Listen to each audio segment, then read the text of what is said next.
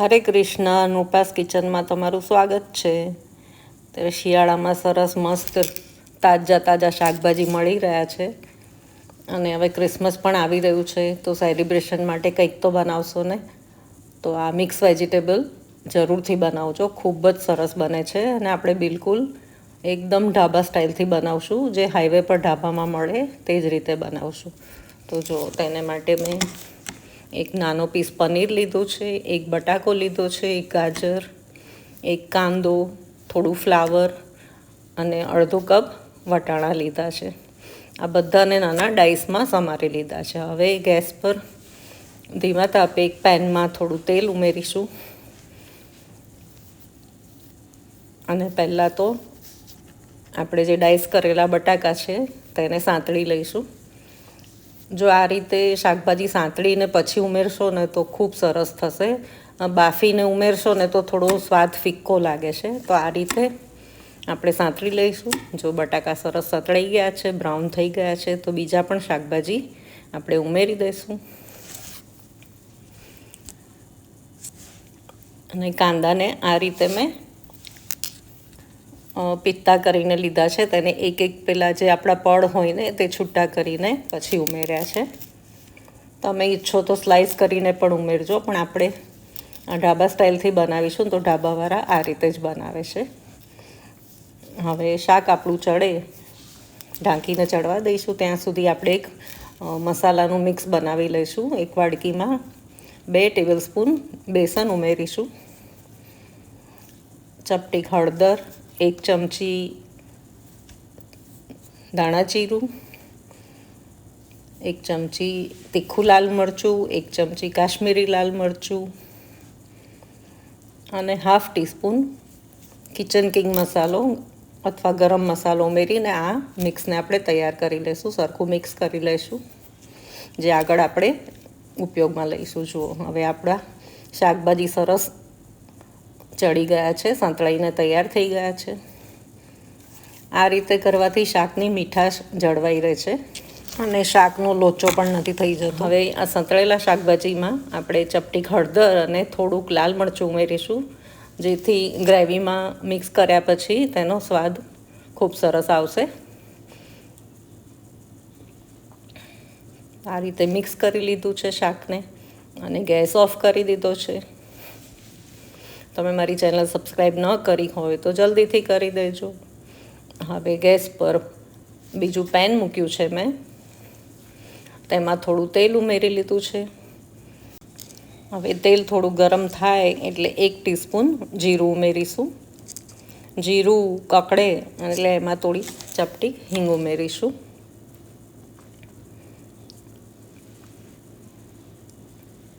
સાથે મેં થોડા આખા મસાલા લીધા છે, 5 થી 6 નંગ કાળા મરી, 2-3 લવિંગ લીધા છે, 1 તજનો ટુકડો, 1 બે લીફ લીધું છે અને 2 સૂકા મરચાં છે. તેજપત્તું, 2 લીફ એટલે તેજપત્તું. હવે આપણે સૂકા મરચાં કાઢી લઈ બાજુ પર મૂકી અને બાકીના આખા મસાલા ઉમેરી દઈશું. હવે જીરું સરસ સાંતળી જાય અને આખા મસાલાને થોડાક આપણે સાંતળી લઈશું.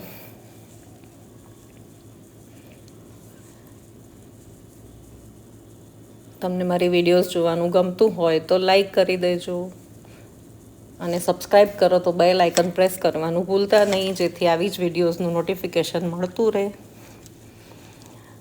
આપણા મસાલાને જીરું કકડી જાય એટલે તેમાં એકદમ ઝીણું સમારેલું આદું અને લસણ ઉમેરી દઈશું, જે મેં 1 થી 1.5 ટેબલસ્પૂન લીધું છે આદું અને લસણ. હવે તેને સરસ સાંતળી લઈશું તેલમાં. લસણ પહેલાં સાંતળી લઈએ ને તો શાકમાં સ્વાદ ખૂબ સરસ આવે છે. ત્યારબાદ આ રીતે મેં 1 થી 1.5 ડુંગળી લીધી છે, જેને ઝીણી ચોપરમાં સમારી લીધી છે. તમે ઈચ્છો તો ક્રશ કરીને પણ ઉમેરી શકો, પણ આપણે ઢાબા સ્ટાઇલ બનાવવાનું છે તો ઢાબાવાળા આ રીતે ઝીણી સમારીને જ ઉમેરતા હોય છે. તો તે પ્રમાણે આપણે ડુંગળી ઉમેરી દઈશું અને ડુંગળીને થોડી ચડવા દઈશું આપણે. જો ડુંગળી આપણી સરસ બ્રાઉન ચડી ગઈ છે તો તેમાં આપણે જે મસાલો મિક્સ કરી રાખેલો હતો ને બેસનવાળો, તે ઉમેરી દઈશું આપણે. આ મસાલો ઉમેરી અને કાંદા લસણ ને આદુની પેસ્ટ જે મિક્સર છે તેની સાથે સરસ આપણે સાંતળી લઈશું. આ મસાલા સરસ શેકાઈ જશે, તેનું જે કચાશ હશે મસાલાની તે દૂર થઈ જશે. એટલે પહેલાં આપણે સરસ સાંતળી લઈશું તેને. અત્યારે શિયાળામાં ખૂબ બધા શાકભાજી મળે તો આમ મિક્સ વેજીટેબલ જરૂરથી બનાવજો. બાળકોને ખૂબ ભાવશે અને ઘરના વડીલોને પણ ભાવશે. જો આપણું સરસ ગ્રેવી છે, મસાલો મિક્સર તે સાંતળાઈ ગયું છે.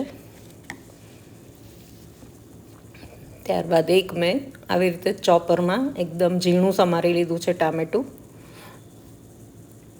તેને ઉમેરી તમે ઈચ્છો તો છીણીને પણ ઉમેરી શકો છો.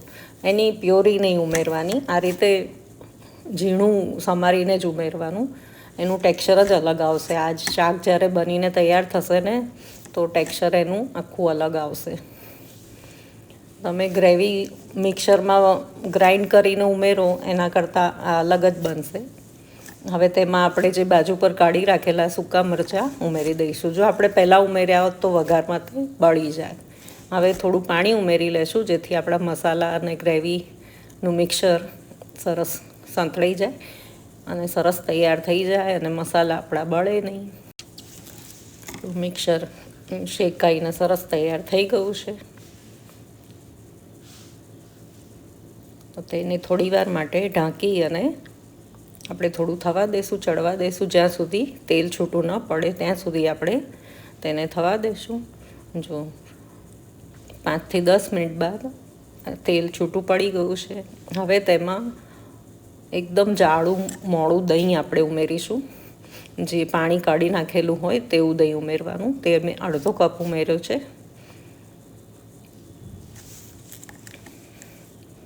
આ દહીં ઉમેરી અને બધું સરખું આપણે મિક્સ કરી લઈશું.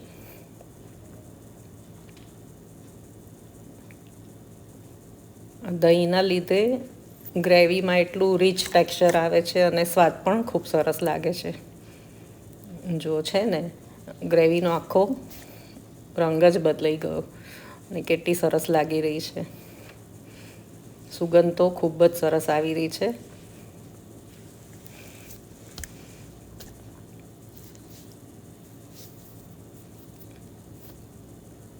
આ જ ગ્રેવીમાં તમે પનીર કે કોઈ બી શાક પણ બનાવી શકો છો. હવે તેમાં થોડુંક પાણી ઉમેરી અને ઢાંકી અને આ ગ્રેવીને આપણે ચડવા દઈશું. તેમાં તેલ છૂટું પડે ત્યાં સુધી આપણે થવા દેવાનું. આ બધી ગ્રેવી તમે બનાવો ને ત્યારે એક વસ્તુ ધ્યાન રાખવાની, તેને તેલ છૂટું પડે ત્યાં સુધી સાંતળવા દેવાની, જેથી કાંદા લસણ મસાલાનું જે કચાશ હોય ને તે દૂર થઈ જાય અને ખૂબ જ સરસ ગ્રેવી સાંતળીને તૈયાર થઈ જાય. હવે આપણે જે શાકભાજી સાંતળીને તૈયાર રાખ્યા હતા તે ઉમેરી દઈશું.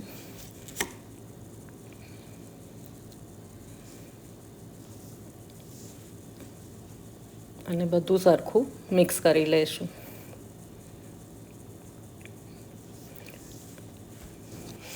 શાકને સરસ મિક્સ કરી લઈ અને તેમાં એકદમ થોડું પાણી ઉમેરી દઈશું, જેથી બધું સરસ રીતે મિક્સ થઈ જાય ને એકરસ થઈ જાય.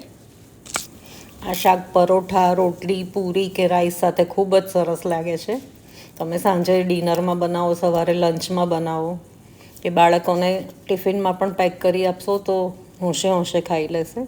એટલું ટેસ્ટી લાગે છે આ શાક. ચપટી કસૂરી મેથી પણ ઉમેરી છે. હવે આગળ જે પેનમાં આપણે બધા શાકભાજી સાંતળ્યા હતા એ જ પેનમાં 1 ટીસ્પૂન તેલ ઉમેરી અને આપણે જે ક્યુબ કરી રાખેલું પનીર છે તેને થોડું સાંતળી લઈશું, જેથી શાકમાં ભળીને તે તૂટી ન જાય. તેને માટે થોડુંક આપણે સાંતળી લઈશું, આછું પાતળું સાંતળી લઈશું. બહુ કંઈ કડક કરવાની જરૂર નથી. પનીર થોડું સાંતળી જાય એટલે તેમાં ચપટી હળદર અને અડધી ટીસ્પૂન લાલ મરચું ઉમેરીને તેને થોડું મેરિનેટ કરી દઈશું, જેથી જે શાકમાં ભળે ને તો પનીરમાં પણ સ્વાદ આવી જાય. પનીર ફીક્કું ના લાગે તેને માટે આ થોડુંક મેરિનેશન કરી લેશો તો સ્વાદમાં બી સરસ લાગશે ને દેખાવમાં બી ખૂબ સરસ લાગશે. જો આપણા પનીર સાંતળાઈ ગયું છે, હવે ગેસ ઓફ કરી અને તેને પણ આપણે આપણા મિક્સ વેજીટેબલમાં ઉમેરી દઈશું.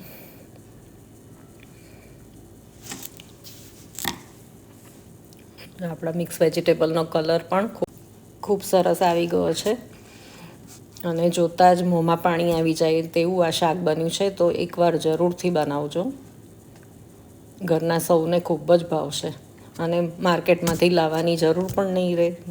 કેટલું ઝટપટ બની જાય છે ને એકદમ ઇઝી છે. હવે છેલ્લે તેને તાજા લીલા ધાણાથી આપણે ગાર્નિશ કરીશું. છે ને એકદમ લાગી રહ્યું છે ને રેસ્ટોરન્ટથી જ મંગાવ્યું એવું. તો આ જ રીતે તમે આ જ ગ્રેવીનો બેઝ બનાવીને કોઈ પણ શાક બનાવી શકો છો અને તે ખૂબ જ ટેસ્ટી બનશે અને વળી હેલ્ધી અને પ્યોર આપણે ઘરે બનાવેલું છે, હોમમેડ, તો ઘરના લોકો માટે પ્યોર અને હેલ્ધી રહેશે. વળી આમાં કોઈ કાજુ ક્રીમ કે ક્રીમ ઉમેરાયું નથી, તેના વગર જ બનાવ્યું છે. છેલ્લે ટામેટાના થોડા પીસીસથી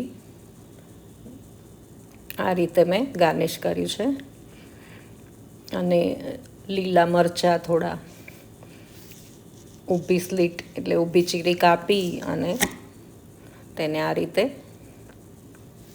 ગાર્નિશ કરીને પીરસશો તો તમારા બાળકોને તો લાગશે તમે બહારથી જ મંગાવ્યું છે. હવે ઢાબા સ્ટાઇલ બનાવ્યું છે તો તેમાં ઢાબામાં જે રીતે એ લોકો પનીર ઉપર છીણીને આપે છે તે રીતે થોડું પનીર છીણી લેશું.